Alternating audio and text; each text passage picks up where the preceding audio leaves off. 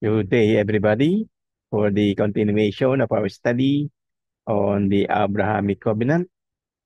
I will be reading from this book entitled Covenant Theology, the Biblical, Theological, and Historical Perspectives, edited by Guy Prentice Waters, J. Nicholas Reed, and John Mitter, forward by Ligan Duncan. And this time, I will be reading from the author of this book under the Abrahamic Covenant by the name of John Scott Red from pages 133 up to 134.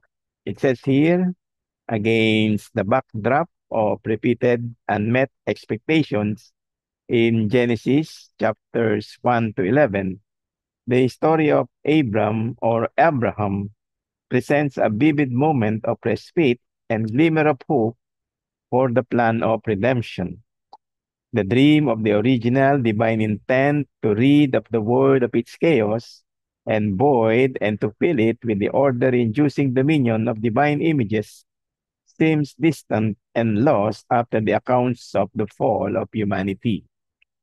Cain and Abel, the violence of Lamech, global exploitation, and oppression by the powerful, the flood of judgment, and the recidivist builders of Babel.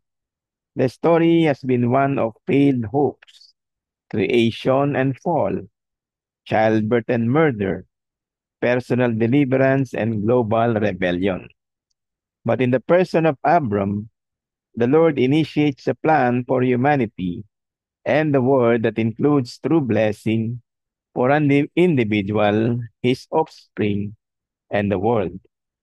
The reader of Genesis chapters 1 to 11 is already in the know about the Creator God who has established covenants with humanity.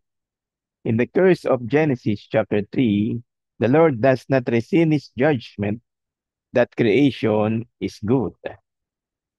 Taken from Genesis chapter 1, verse 10, verse 12, verse 18, verse 21, verse 25, and verse 31. Though he does speak of the conflict that will mark the events of world history, the enmity between the offspring of the woman and the offspring of the serpent in Genesis chapter 3, verse 15. The narrative that follows traces this conflict through multiple generations of characters. Abel, Enoch, and Noah all show themselves to be faithfully aligned with the woman's offspring. But the work of redemption has been limited to individual instances of protection and deliverance from divine judgment. In the Abrahamic covenant, however, the redemptive program shifts to one of positive benefit, that is, blessing both for the people of God and for the whole world. In T. Desmond Alexander's view, these key themes show that the Abraham story forms the heart of the book of Genesis. Up to this point, salvation has been primarily individual, protective, and occasional, whereas in Abraham, salvation is expanded to become global, beatific, and progressive. And that ends our reading for the subject on the Abrahamic covenant. And we will continue our study very, very soon. And by that time, I will be discussing with you some of the details of this very important topic, the Abrahamic covenant. See you next time. Once again, to God alone be all the glory.